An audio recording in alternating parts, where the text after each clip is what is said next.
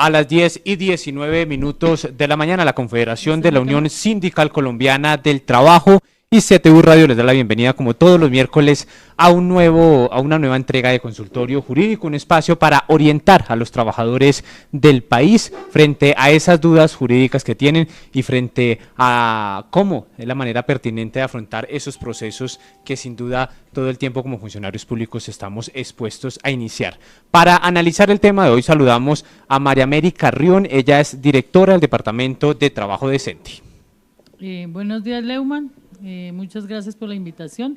Celebro mucho estos espacios, ya que los trabajadores no pueden acceder muy fácilmente a estos conocimientos y más a través de la asesoría.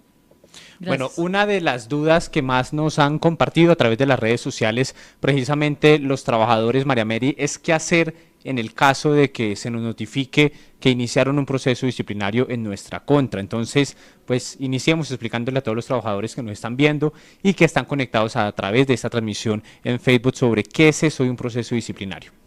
Bueno, en primer lugar, un proceso disciplinario es pertinente aclarar y definirlo.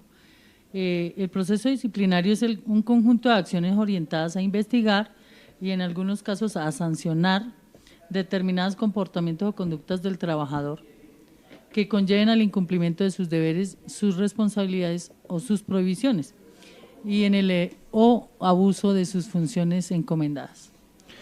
Bueno, Mary, ¿existe una reglamentación que establezca los protocolos o las acciones que debe seguir todas las personas que están inmersas en un proceso disciplinario? Por supuesto que sí, Leumann. La ley 734 del 5 de febrero de 2002 es la ley por medio del cual se expidió el Código Disciplinario Único.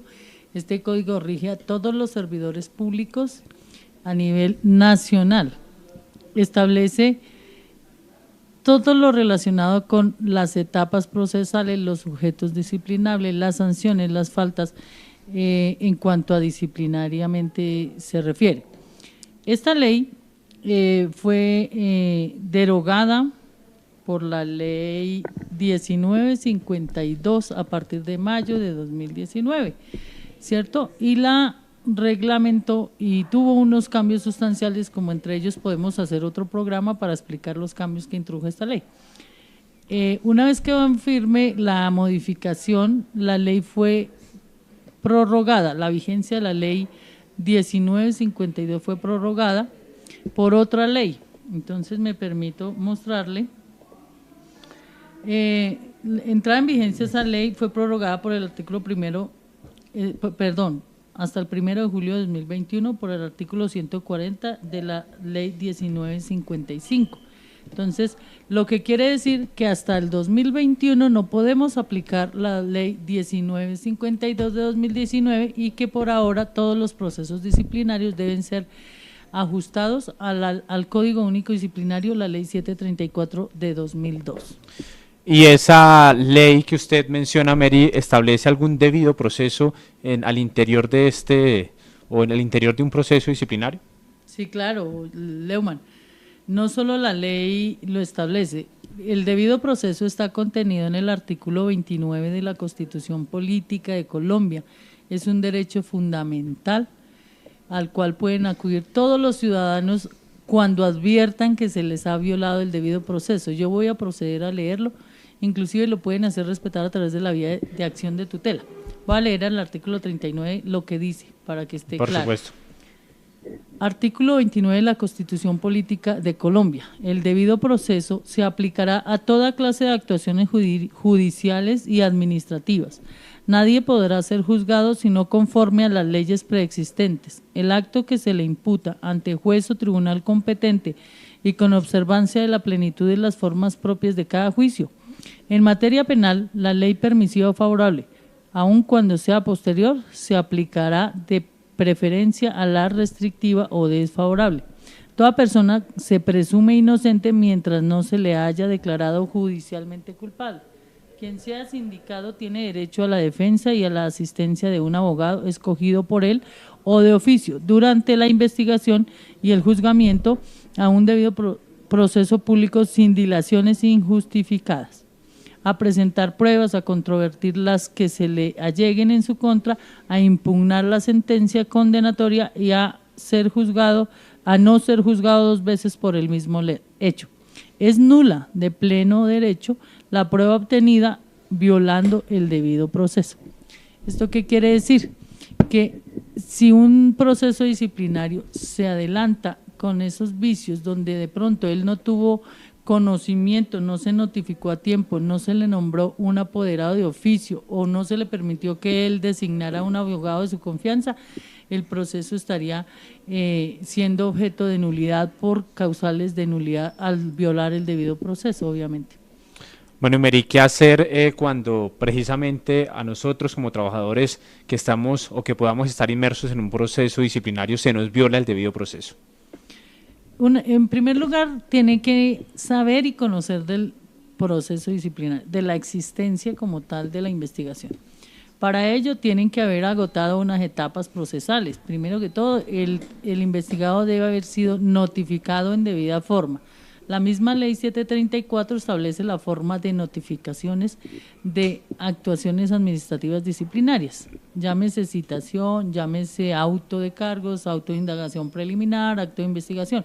Cualquiera de esas etapas tienen que ser notificadas al investigado para que él pueda ejercer su derecho a la defensa.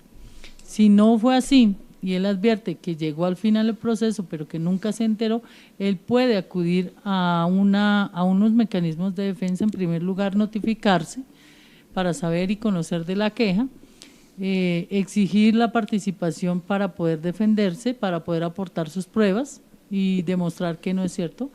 Si ya se agotó todo el procedimiento convencional y no conoció, él puede acudir a una acción de tutela para alegar la violación al debido proceso. Bueno, nosotros como Central del Trabajo Austral representamos un alto número de trabajadores y trabajadoras del magisterio. Inicialmente, pues digamos que es allí donde se presentan muchos casos de procesos disciplinarios. En este caso, los maestros, se cumple este debido proceso, es decir, se le notifica y al interior de la institución se debe activar ciertos protocolos. ¿O cómo es el debido proceso? En primer lugar, lo que busca el debido proceso es que las personas conozcan y ejerzan su defensa, se les respete la presunción de inocencia, porque como lo dice el mismo artículo, en Colombia todos somos inocentes hasta que se nos demuestre lo contrario en una acción disciplinaria penal o un fallo condenatorio, pero agotando el debido proceso, ¿cierto?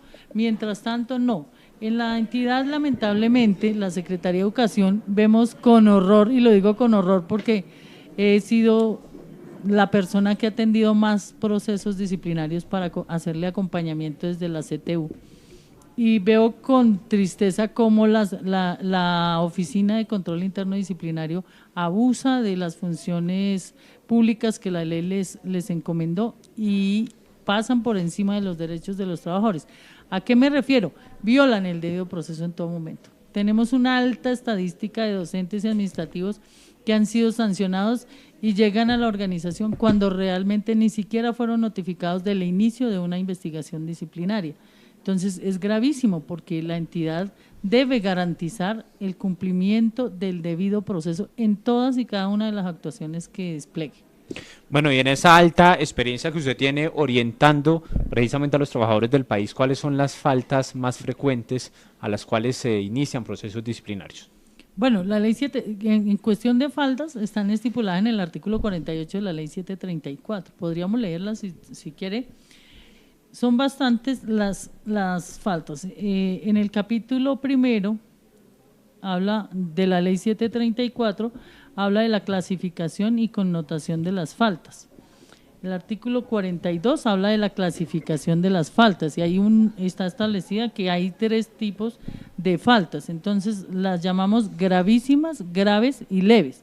Pero el artículo 43 de la misma ley establece los criterios para determinar la gravedad o la levedad de la falta y establece 6 formas de establecerla y dice, el primero es el grado de culpabilidad, la naturaleza o esencia del servicio, el grado de perturbación del servicio, la jerarquía y mando que el servidor público tenga en la respectiva institución, la trascendencia social de la falta o perjuicio causado, las modalidades y circunstancias en que se cometió la falta, que se apreciarán teniendo en cuenta el cuidado empleado en su preparación, el nivel de aprovechamiento de la confianza depositada en el investigado o de la que se derive de la naturaleza del cargo o función.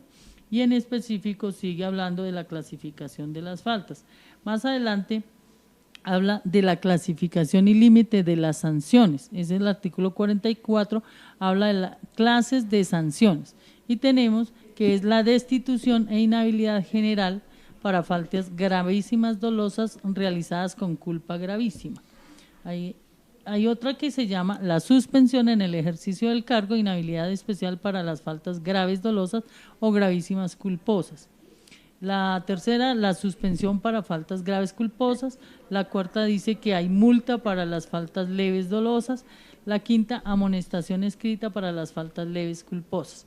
Hay que decir ahí que la ley 1952 entró a modificar todo lo que tiene que ver con la regulación de las faltas y las sanciones. En unas fue muy benévola y en otras fue muy dura. Entonces, una vez entre en vigencia esa ley, va a ser diferente a esta. Entonces, el llamado es a que los trabajadores estén pendientes de todas sus actuaciones, que lean la ley 734, es una obligación porque es la que nos establece los derechos, los deberes, las prohibiciones y todo el actuar del servidor público. Entonces, Mary, ¿qué otras recomendaciones entregarle a los trabajadores que sin duda, pues al ser notificados que se inicia un proceso disciplinario, pues se llenan de angustia en muchas oportunidades? En primer lugar, llamarlos a que no tomen con angustia y desespero la noticia de que se le indaga, porque finalmente, como dice el dicho popular, servidor público que se respete, no le falta su investigación disciplinaria. Y esto es porque nosotros lamentablemente estamos expuestos a cometer faltas disciplinarias porque se cometen por acción o por omisión. Entonces, la invitación a aquellos compañeros que se den cuenta, que se les notifique de la apertura de una indagación preliminar o una indagación o de una investigación disciplinaria, se les aconseja, se les recomienda. Aquí tenemos un departamento jurídico que se les está haciendo acompañamiento permanente, se les hace hasta donde es posible, hasta donde hay la necesidad de delegar un abogado, se acompaña aquí con el departamento jurídico. ¿Cuál es el procedimiento, Leumann? El trabajador, una vez se entere del proceso disciplinario, puede llamarnos, hacer una cita o venir directamente a la sede que está ubicada en Modelia, en la calle 24A, número 7572. En el primer piso siempre van a haber unos operadores, unos compañeros atendiendo al usuario. Él hace un primer filtro, una hoja de ruta, y dependiendo del proceso lo remite para el departamento jurídico. En el departamento jurídico la directora asigna el caso a uno de los compañeros que estén trabajando en ese departamento, hace una hoja de ruta, en primer lugar estudia la queja y le recomienda los pasos a seguir. Bueno, también le recordamos a todas las personas que nos están viendo que la Central del Trabajo CT-USTRAP hace presencia en 17 regiones del país, que desde allí también los trabajadores pueden apoyarse a cada una de nuestras confederaciones y organizaciones sindicales de primer grado. Los invitamos también a que compartan sus dudas frente a este tema de consultorio jurídico del día de hoy, qué hacer en el caso de un proceso disciplinario. Mira, Lema, para el tema de las regiones inclusive pues tenemos claro que están lejísimos, pero nosotros no somos ajenos a ellos, ni ellos a nosotros. Para el caso de las regiones, a través de la compañera Yamile Garzón se maneja una interlocución vía celular o inclusive vía videollamada si prefiere, y se le está haciendo el acompañamiento y el seguimiento. Ya hemos llevado a cabo, por ejemplo, en Santander, en Pereira, los casos cuando ocurren, ¿no? Los trabajadores nos llaman, los atendemos, nos ponen a veces en línea con su abogado, iniciamos una interlocución permanente y un acompañamiento desde la distancia hasta que llegue a feliz término, ojalá siempre, ¿no? Bueno, claro que sí, las puertas y los medios de comunicación que establece nuestra Central del Trabajo CT-USTRAP siempre están prestos a ayudar a los trabajadores del país. Mary, y en el caso en que como funcionario público quiera pues en cierto modo solicitar un proceso disciplinario a un jefe inmediato o a raíz de una problemática que tenga, ¿cuál es el debido proceso para hacerlo? Bueno, en primer lugar hay que partir del principio de que todos los ciudadanos colombianos estamos obligados a cumplir y a hacer cumplir la ley. Puede que yo estoy en libertad de instaurar una queja contra cualquier funcionario público al que yo evidencie que no está cumpliendo, que está omitiendo o que está prevaricando o que se está extralimitando en su función o que no la cumple también, ¿no? Y lo puede hacer de manera escrita directamente a su jefe inmediato, a la Oficina de Control Disciplinario Interno, donde corresponda, o de manera virtual. Cada entidad ya está obligada a tener una página que se llama PQR, es decir, peticiones, quejas y reclamos, en donde cualquier ciudadano que observe una conducta anómala de un servidor público puede poner la queja de manera electrónica, inclusive de manera anónima, si no quiere que se le conozca su nombre, debe hacerlo. Y ante la Procuraduría General de la Nación también pueden radicarlas cuando se trata de cualquier ciudadano que no tiene conocimiento de quién es su superior inmediato. Bueno, muchas veces a nuestra central del trabajo 7 USTRAP pues llegan casos de funcionarios públicos que, como usted muy bien lo explicó hace pocos segundos, pues utilizan esas herramientas para precisamente solicitar investigaciones a entidades o a otros funcionarios públicos y no tienen la respuesta inmediata, o por lo menos dentro de los términos de la ley. ¿Qué hacer en ese caso? Igualmente, el funcionario público competente que conozca de una queja debe darle trámite de manera inmediata conforme lo establece la ley 734. De no hacerlo, se asume también a una investigación disciplinaria por omisión, por omitir su deber legal de cumplir y hacer cumplir la ley. Si la instaura y ha pasado, por decir algo, un año y no ha iniciado la investigación disciplinaria, el quejoso, en este caso, tiene toda la posibilidad de averiguar o solicitarle a la Procuraduría General de la Nación una vigilancia especial sobre la queja para que se adelante, para que se lleve y se investigue y se sancione si es del caso. Bueno, para ir terminando este programa del día de hoy de Consultorio Jurídico, ¿qué otras recomendaciones podemos compartir en este momento sobre este tema para los trabajadores del país? Bueno, la recomendación, primero que todo, de manera responsable y atendiendo el principio de responsabilidad social sindical, es que cumplan puntualmente sus funciones. Segundo, no se extralimiten en las funciones. Tercero, lean la ley 734 del Código Único Disciplinario y no incurran en sanción. De incurrir, vengan acá, busquen asesoría primero que todo. Bueno, Mary, usted ha tocado un tema bastante importante que es la extralimitación de las funciones. Es mal trabajador tanto el que no cumple como el que se extralimita. ¿En qué caso se puede un funcionario público extralimitar? En ningún caso, Leumann, porque nosotros tenemos, los servidores públicos atienden a las funciones que ya están preestablecidas en un manual de funciones. La ley establece y la Constitución que no hay cargo sin funciones y no debe haber. Quien esté sin funciones está permitiendo un abuso o extralimitándose en su función, porque no puede existir en el Estado o en las entidades del Estado funcionarios sin funciones específicas. Entonces, ¿cuándo abusa de sus funciones? Cuando dentro de su manual de funciones está establecida todas y cada una de esas funciones y él, aparte de eso, ejerce otras o ejerce competencias de otros departamentos y otras oficinas o direcciones. Ahí empieza a desbordarse de su poder, a abusar de la función que le encomendaron. Bueno, pues estas son las orientaciones que nosotros a través de este medio de comunicación alternativo pues queremos brindarle y hacer llegar a todas las regiones del país, a todos los trabajadores de Colombia frente a qué hacer en el caso en que se notifiquen o estén inmersos en un proceso disciplinario. ¿Cuáles son las sanciones que puede tener un empleado público en el caso de que pues ese proceso disciplinario termine en contra o por lo menos pues en cierto modo culpabilizándolo? Bueno, en el peor de los casos, la máxima sanción es la destitución y la inhabilidad en el ejercicio de las funciones públicas. Y de ahí para acá, como lo dije, en el artículo 48 de la ley 734 están establecidas las faltas. Son 3 tipos de faltas: gravísimas, graves y leves. Y enseguida dice el procedimiento que debe establecer el abogado investigador para la gradualidad de las faltas. Entonces, todo se desarrolla dentro del debido proceso, dentro de un proceso disciplinario. Pero como tú dices, en el peor de los casos es la destitución. Las que siguen son sanciones como temporales, pueden ser hasta máximo de 3 meses y amonestaciones escritas. Mary, en el caso que a un trabajador se le notifique que fue destituido de su cargo, ¿tiene herramientas jurídicas para solicitar su reincorporación al mismo?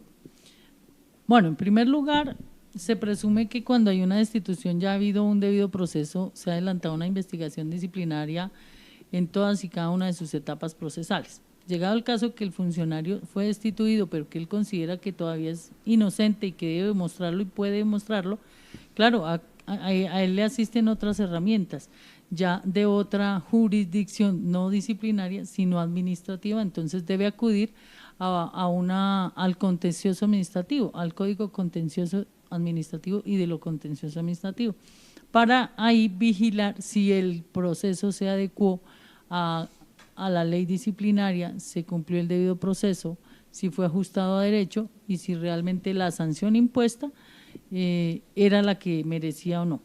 Para eso se puede acudir también a la acción de tutela cuando se advierte una violación del debido proceso. No siempre se gana porque la acción de tutela está establecida para efectos de hacer valer y tutelar nuestros derechos fundamentales, pero como ya lo dije, el artículo 29 de la Constitución Política es un derecho fundamental. Entonces, si advierte, obviamente tiene que ser objetivo porque no cualquier persona puede alegar una violación del debido proceso. Entonces, se advierte una violación al debido proceso y que él considera que es así, lo puede hacer a través de la vía de tutela o por una demanda ante los tribunales administrativos. Bueno, nuestro presidente Frederique Alexander Gaitán, que en pocos minutos estará también a través de nuestros micrófonos de la Central del Trabajo CTU-STRAP analizando la situación en el mundo del trabajo y para los trabajadores, nos afirma o nos comenta también que a través de nuestra Central del Trabajo CTU-STRAP se puede hacer un proceso de acompañamiento a las denuncias. ¿Cómo es eso? ¿Cómo realizamos nosotros ese acompañamiento? Claro que sí, mire, en especial es para todos los afiliados. Quienes no estén afiliados los invitamos a hacerlo para que puedan gozar también de ese servicio. Y no solo de educación, sino de todos los sectores, ¿sí? De todas las organizaciones filiales. El primer paso es saber que tenga una queja disciplinaria o un proceso disciplinario en curso. Una vez se acerca a las oficinas o llama, hace una cita para poder conocer de la queja y poder hacer la hoja de ruta y el acompañamiento. El acompañamiento se basa en el asesoramiento permanente y asistido en todo el proceso disciplinario hasta cuando es necesaria la actuación de un abogado profesional en derecho. ¿Okay? Eso no quiere decir que él no lo deba hacer desde el inicio. O sea, el trabajador está en libertad de contratar un abogado desde el inicio de su proceso hasta el final o esperar hasta que en qué momento se torne difícil la situación y tenga que ser un apoderado el que entre a ejercer su defensa técnica. Bueno, pues estas son las orientaciones que a esta hora de la mañana compartimos para todos los trabajadores del país, orientaciones que se crearon a través de este espacio de consultorio jurídico. Los invitamos a todos ustedes a compartir sus dudas que serán solucionadas por medio de nuestras personas encargadas, profesionales altamente calificados desde el Departamento Jurídico de la Central del Trabajo CTU-STRAP para orientar, acompañar y sobre todo educar a los trabajadores del país frente a cómo o cuáles son las herramientas jurídicas para afrontar ese tipo de procesos disciplinarios que, como muy bien Mary lo decía, pues todos los funcionarios públicos estamos expuestos a tener un proceso de estos. Claro que sí, Leumann, así es. Entonces, si no es más, yo quiero extender la invitación a todas las organizaciones sindicales filiales y a sus afiliados y a nuestros trabajadores en las regiones donde nos ven, nos escuchan y nos siguen, a que no tengan la menor duda en comunicarse, en asesorarse con nosotros. Bueno, Mary, muchas gracias por acompañarnos estos minuticos a través de CTU Radio para orientar a los trabajadores de Colombia. Muchas gracias a ustedes también por estar muy pendientes de este espacio que se llama Consultorio Jurídico, que se emitirá todos los miércoles a las 10 de la mañana. Nos encontramos entonces en pocos minutos con nuestro presidente Frederique Alexander Gaitán, quien estará aquí en nuestra emisora, en este medio de comunicación alternativa, analizando de manera o de primera mano la situación en materia sindical y del mundo del trabajo. Nos encontramos hasta entonces. Ok, gracias.